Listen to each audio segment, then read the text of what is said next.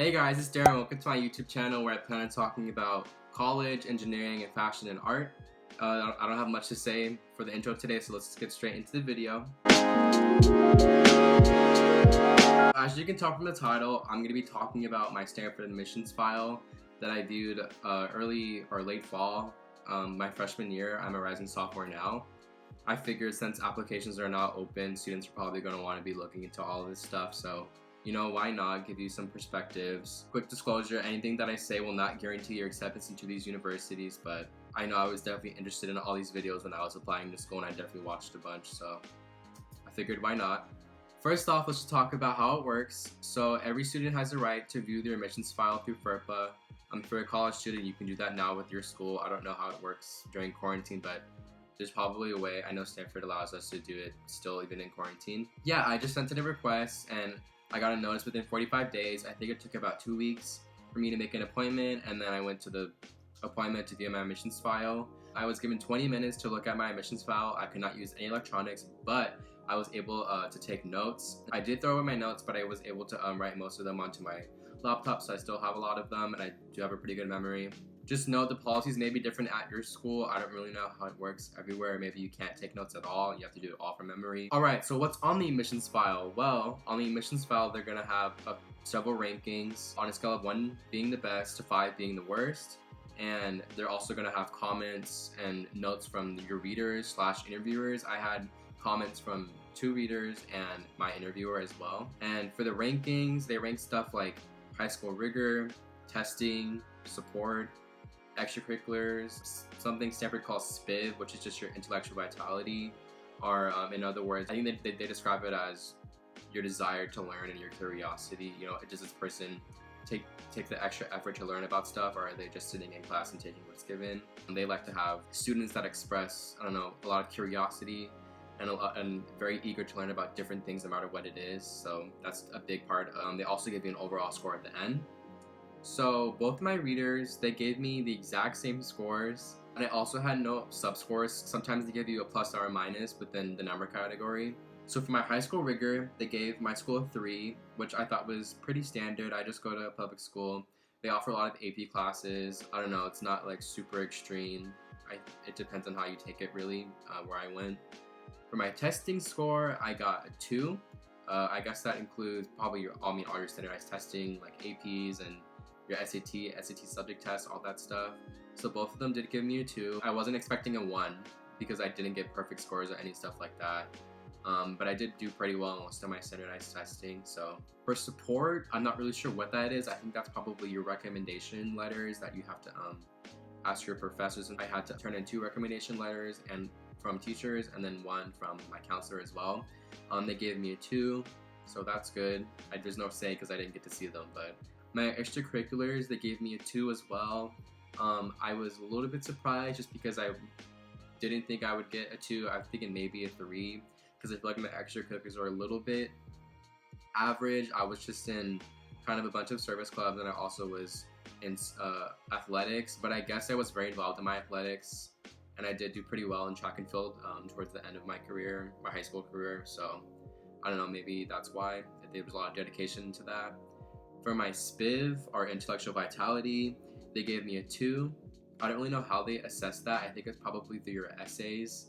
That's pretty good to me. I was a little bit worried about my ability to express my intellectual vitality on my application, but I guess I did a pretty okay job. And then overall, both of them gave me a score of a 2. I was pretty happy with that. I wasn't expecting a 1. I never was like, oh, I'm a shoo-in to get into Stanford. I don't think many people are like that.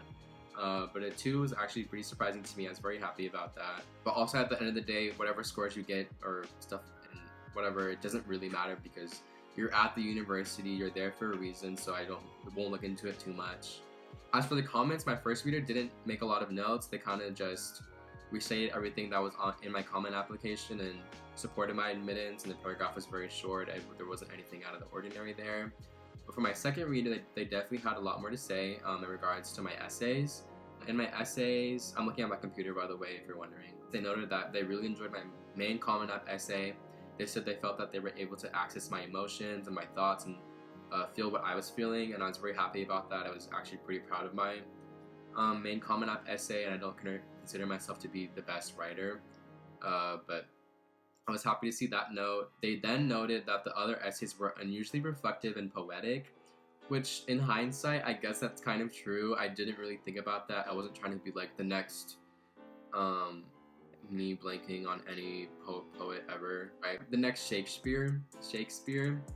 I wasn't trying to be the next Shakespeare, so I don't know, that's cool, but that seemed like an interesting comment to me.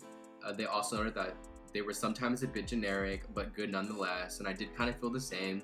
I thought most of my essays were pretty good, but some of them I definitely thought they were a little bit generic, so I was worried about that. It's kind of hard to make everything ordinary and unconventional so that they can catch the eye, but I did do my best. And they also quickly noted that I enjoyed baking chocolate chip cookies and that it was my comfort food during my finger injury. This is definitely related to like a very specific essay that I wrote. It's very interesting. I know it sounds odd. It makes sense to me when I wrote it, and it worked, I guess. But I thought that was just funny that they had to like specifically point that out of all the essays. And finally, my second reader, they gave a passive-aggressive comment saying that they were leaning in for admittance, but felt my interviewer's ratings were too enthusiastic. I guess they thought he ranked me too high, and I don't know, it wasn't justified. So that was kind of funny to me, even though they said they were leaning in to admit. And then for my interviewer, I don't remember all of the rankings that they gave me. I remember for my intellectual vitality, they gave me a 2. And then I also do remember getting 1s from my interviewer, which none of the other readers gave me. So I guess that's where the comment came from, my interviewer being too enthusiastic. So my interviewer, he was really nice and really encouraging during my interview. He really engaged with the conversation and enjoyed my extracurriculars as well as my passion for math. So I really did have a great time interviewing with Stanford. But it was kind of surprising to me because he seemed too excited, given that he triple majored, I think, at Stanford, and he was definitely intimidating to me. Anyways, on my admissions file, he noted that I had a relaxed appearance at first sight, but quickly realized that I was energetic and had a lot to offer. Don't really know what that means, but I'll take it as a compliment. He also noted that he was astounded by my passion for math, saying that even though I didn't go out of my way to learn math unlike the other candidates that he viewed, he thought that I appeared to be naturally talented in that aspect, which I took as a compliment, but I kind of did go out of my way a lot of the times to learn math, so maybe that didn't come across well in the interview. I definitely did a lot to skip levels. Like my junior year, I was taking AP Calculus AB, but I also self-studied for the BC test, so I was able to take the BC exam. I told him that, so I don't know, I guess that just didn't go across that well. At the end, he was very nice, and he said that I was the most extraordinary applicant out of the rest that he had interviewed. He probably says that about a lot of people, but it was just really nice to get that compliment from somebody who's so accomplished in their career. He was very nice, and that was surprising to me actually on the application. And that's that. If you want me to request my FERPA again to get more word-for-word examples, because some of them I did have to paraphrase, I'll definitely do that again. Anyways, leave comments below what you'd like to see. My essays, my comment essays, my UC applications, stuff like that. I plan on posting them in the future anyways. I'll be trying to post at least once a week, maybe more during the summer, and during the school year, I'll probably be following a once-a-week schedule. So yeah, likes, comment, subscribe, do whatever you want to do. Hopefully this video helps you guys or brings you some insight into the application process. Have a great day. Have a great day. What? Bye.